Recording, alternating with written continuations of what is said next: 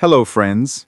Today's news: Trump administration says Europe is on the verge of civilisational destruction.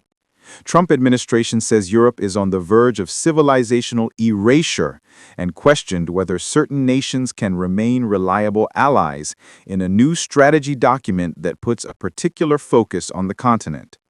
The 33-page national security strategy sees the U.S. leader outline his vision for the world and how he will wield U.S. military and economic power to work towards it. Trump described the document as a roadmap to ensure America remains the greatest and most successful nation in human history. European politicians have begun to react, with Germany's foreign minister Johann Wadephul saying his country did not need outside advice. A formal national security strategy is typically released by presidents once each term. It can form a framework for future policies and budgets, as well as signaling to the world where the president's priorities lie. The new document follows similar rhetoric to Trump's speech to the United Nations earlier this year, where he had harsh criticism for Western Europe and its approach to migration and clean energy. The new report doubles down on Trump's point of view, calling for the restoration of Western identity, combating foreign influence, ending mass migration, and focusing more on U.S. priorities, such as stopping drug cartels. Focusing on Europe, it asserts that if current trends continue, the continent would be unrecognizable in 20 years or less, and its economic issues are eclipsed by the real and more stark prospect of civilisational erasure. It is far from obvious whether certain European countries will have economies and militaries strong enough to remain reliable allies, the document states.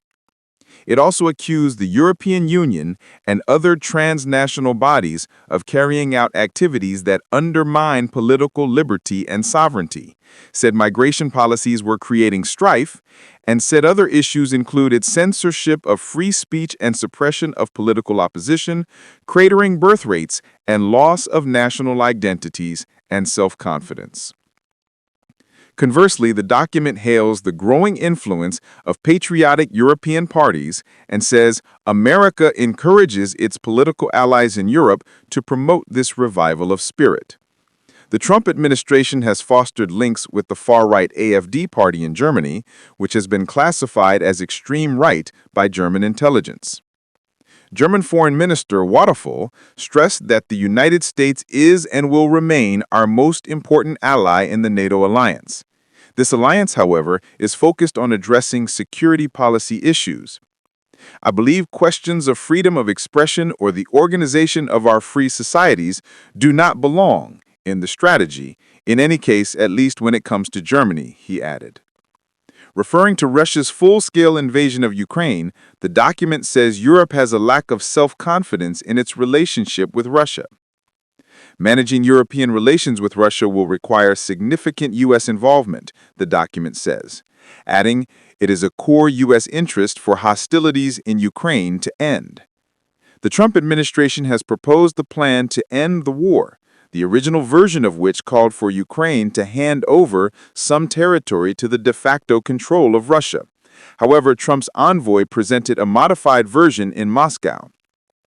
Russian President Putin has warned that Ukrainian troops must withdraw from Ukraine's eastern Donbass region or Russia will seize it by force.